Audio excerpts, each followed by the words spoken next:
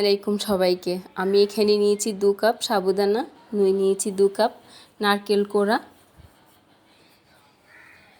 আমি একটা বলে নারকেল কোড়া ঢেলে ভিজিয়ে রাখা সাবুদানা নিয়ে নিচ্ছি। আমি 10 মিনিটের মতো ভিজিয়ে রেখেছি যাতে এটা নরম হয়ে ফুলে যায়। 1.5 কাপের মতো চিনি,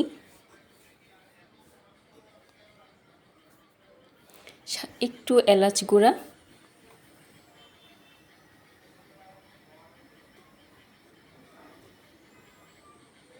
স্বাদমতো লবণ,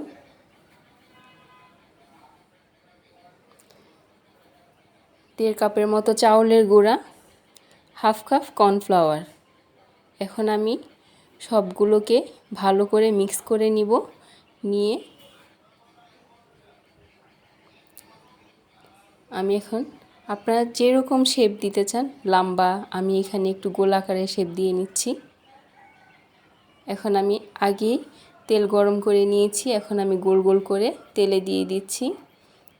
ওই পাশটা ব্রাউন কালার হলে আমি এখানে উল্টে পাল্টে ভেজে নিব।